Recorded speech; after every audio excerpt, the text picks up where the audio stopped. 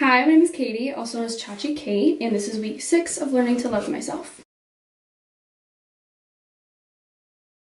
I do these videos once a week to hold myself accountable for my self-love journey. I've been trying to say affirmations every day.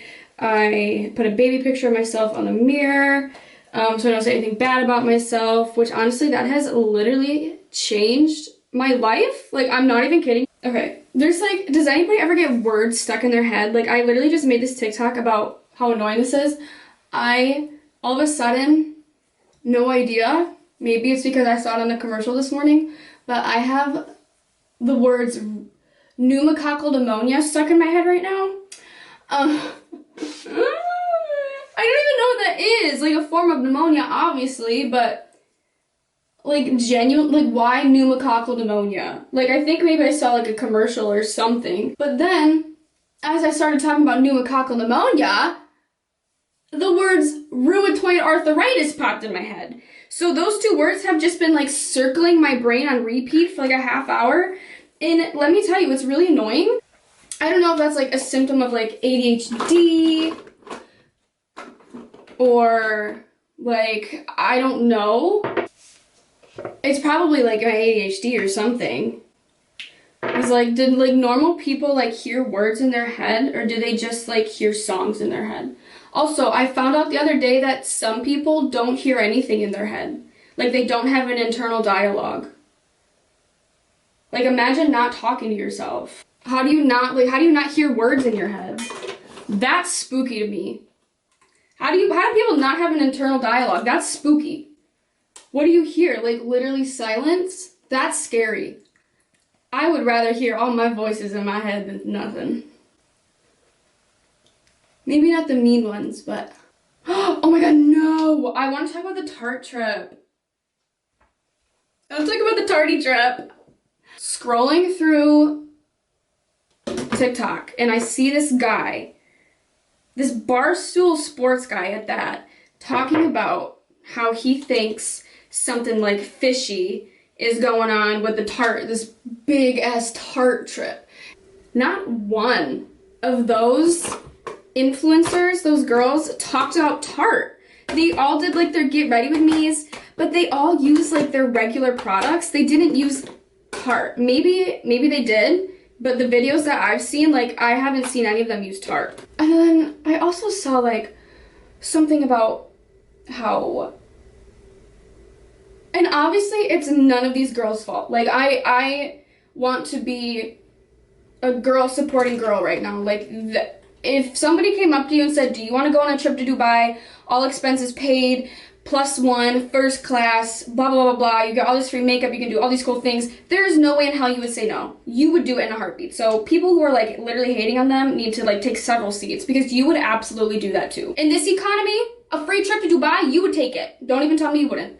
Not to get political, but I do understand where a lot of people are coming from with like, they feel like this Dubai trip was just like really out of pocket. It really wasn't like aware. It really wasn't like what we needed right now, because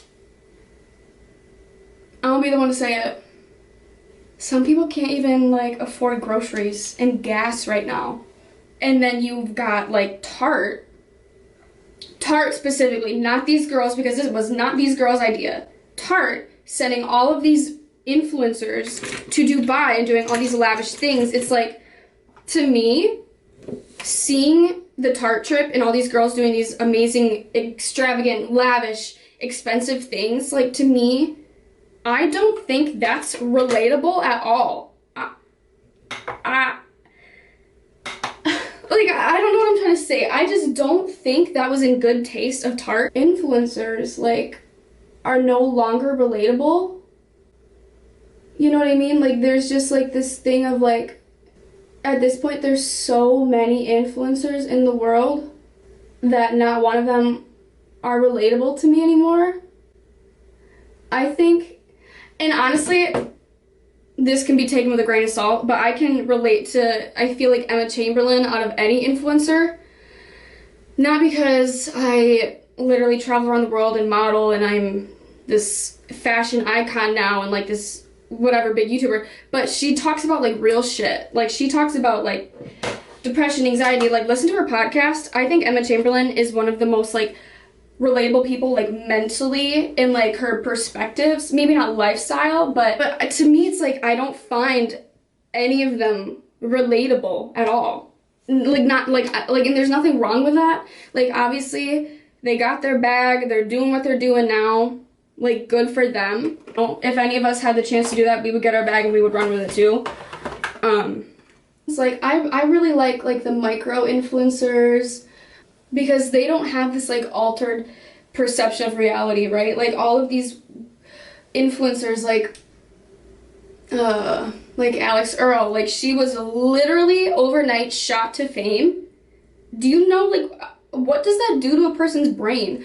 Obviously her sense of reality is going to be totally different now than what it was like a month ago. I want to know like what the effects are of like somebody being a normal everyday person, Addison Rae, Charli D'Amelio, and then all of a sudden they're just like uber famous and have so much money. I've never said the word uber in my life. That was kind of gross. But like what does that do to their brain? Obviously they're going to have a different perspective of life now. Obviously they're going to have different morals and values now. Because like when you think about it, people started to like influencers because they were normal. They weren't celebrities. They weren't like these extravagant like public figures throwing their money at everybody. They were doing everyday things. That's why we started to love influencers, because they were like us, right? Like it was like, oh my god, an everyday person can do this. But now it's like every influencer is no longer relatable to the everyday person. I don't know, and I'm not trying to like bash literally anybody like at all, like, but it's just like I wonder how fame gets to people's heads, like especially like everyday people. How does that get to like everyday people who are now famous? How does that like affect your life? I would love to know. I've been making Get Ready With Me on TikTok because I really like it, and that's kind of like the thing to do right now. And one thing about me, if there's a trend, I'm gonna jump on it. I don't care. And I've been seeing like so many girls like starting to get ready with me and stuff, and I'm like, yes, I love watching you put your makeup on. I love watching you do your skincare. Like, talk to me. It just feels like you're talking to a friend. And I've noticed that for some reason, when I start to film like Get Ready With Me's, not my YouTube, because I know that nobody watches my YouTube, but like TikTok, I do get more views on TikTok, so it's like I am a little more conscious of what my personality is. But I've noticed that I start to kind of like change my voice a little bit. Like I try to do like the Kylie Jenner, like, hey, today I'm gonna do this. Like my voice literally changes. I don't talk like that. I have an aggressive voice. I don't talk. It's like, why am I trying to change who I am for TikTok? Like it was like, whoa, I'm glad I realized that like now, before like somebody like called me out on it. Because that would have been embarrassing. I'm gonna call myself out. Anyways, I was saying I love like the era of TikTok right now, where people are just like, post whatever the hell you want. Who gives a shit? Like the algorithm obviously doesn't care about any of us. If you're not promoting something, if you're not selling something, if you're not incredibly famous, so post whatever the hell you want, and I love that.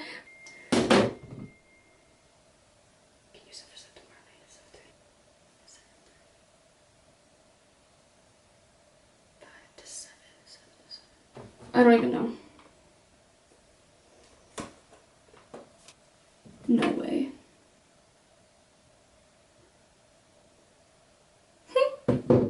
Don't tell her I told you. Okay, well, I'm gonna be telling my sister, but I haven't been really into eyeshadow like in years, but for some reason I really like sparkly lids. I think it's like really cute and girly. Slay.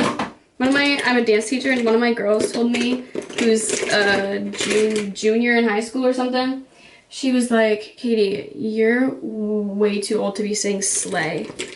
I was like, excuse me? I'm 23. What part of that is old? I think like high schoolers' problems is like anybody older than them is like old, right? I'm also like really into like messy bottom lashes, but like really pretty like sparkly shadow, like in pretty wings. I don't know. I like the vibe of like kind of a mess but kind of put together. Yeah, I'm like really loving that, like sparkly eye but messy bottom. Okay. I have been literally so obsessed with Dominic Fike. I think I'm like definitely really late to the game. And I'm not gonna get copyrighted. Well, I will, but I'm not monetized or have any subscribers, so they're not gonna do anything about it.